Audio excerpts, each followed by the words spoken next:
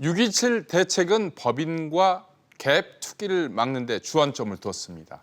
그런데 일부에서는 부작용을 우려하는 목소리가 나오고 있습니다. 전세난 가중 가능성이 대표적입니다. 정윤영 기자, 먼저 이 전세의 계절적 수요, 이 변화부터 좀 살펴볼까요? 네, 지난해 전국 아파트 전세 거래 건수를 살펴보면요. 이 학년이 끝나고 새 학기가 시작되는 1, 2, 3월, 그리고 2학기 시작 전인 7, 8월, 결혼 성수기인 10월에 많은 것으로 나타났습니다. 네. 때문에 6.17 대책 이후 일부 지역의 전세 부족에 계절적인 수요까지 겹쳐 전세난 우려가 나오고 있습니다. 오정인 기자, 이 전세 시장의 수급 측면 좀 더 자세히 설명해 주시죠.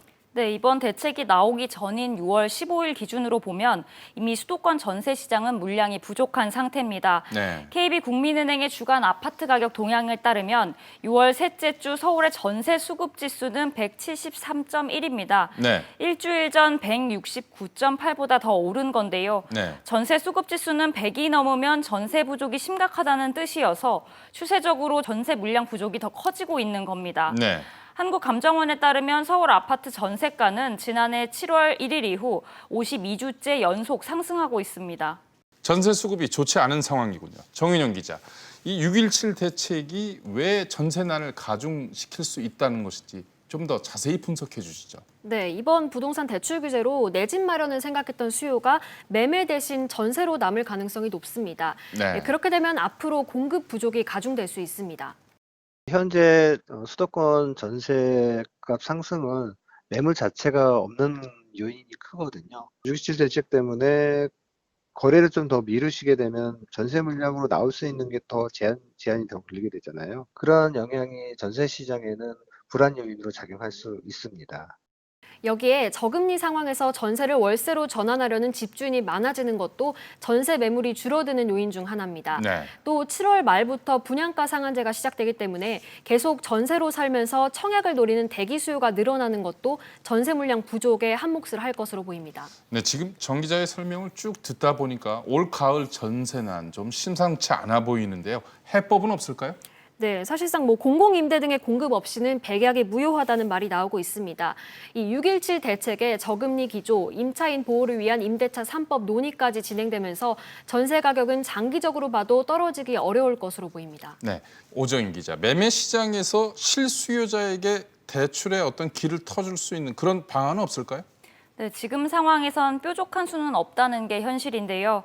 부동산 불패 신화가 작동하고 있는 한 현실적으로 투기 세력과 실수요자를 구분하는 것도 쉽지가 않습니다. 네. 앞서 신용대출이 급증하고 있다는 내용도 짚어봤는데요. 네. 나아가서 결국 부동산 불패 신화 속에서는 여유 자금의 대출을 받아서 부동산 투자에 나서는 걸 막기 힘들다는 겁니다. 15억, 9억, 이제 3억까지 규제를 한단 말이에요. 대출 규제, 수요 억제 정책을 하면 부동산을 잡을 거라고 하는데 이미 3년 동안 검증이 됐잖아요. 결국에는 실수요자들이 피해를 받을 수밖에 없고. 오 기자, 그런데 이런 가운데 정부와 시민단체가 아파트 가격 상승률을 놓고 논란을 빚고 있죠. 그렇습니다. 최근 경제정의 실천 시민연합은 문재인 대통령 임기 동안 서울 아파트 중위가격 상승률이 50% 이상으로 나타나서 이전 정부 때보다 상승폭이 더 컸다고 밝혔는데요. 네. 이에 대해 국토부는 경실련의 자료 선택과 표본이 적합하지 않다며 한국감정원 자료를 근거로 문재인 대통령 임기 3년 동안 서울 아파트 가격이 14.2% 올랐다고 반박했습니다. 이에 대해 경실련은 근거를 공개하라며 재반박했습니다. 이번 논란은 통계 표본을 서울 중위가격 아파트로 볼 것이냐, 전체로 볼 것이냐, 네. 또는 재건축으로 상대적으로 비싸진 신규 아파트를 어떻게 볼 것이냐에 따라 이런 차이가 나는데요. 네. 전체적으로 보면 국토부 지적이 타당하다는 측면이 있습니다. 네. 하지만 서울 중산층이 피부로 느끼는 상승률은 경실련의 지적도 일리가 있는데요. 문제는 통계 논란이 아니라 집값 상승에 대한 근본적인 해결책이 있어야 한다는 겁니다.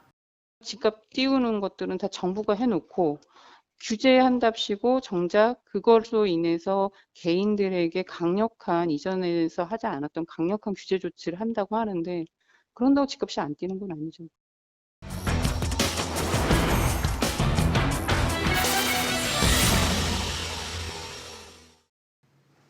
부동산은 자신 있다, 꼭 잡겠다.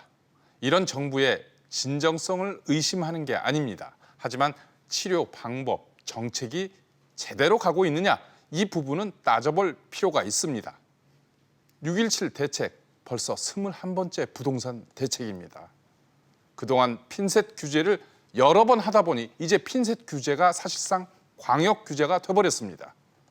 매매 시장을 누르니 벌써 가을을 앞두고 전세 시장이 불안불안합니다.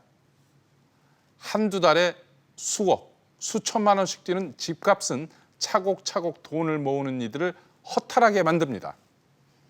치료를 잘하기 위해서는 진료를 잘해야 합니다.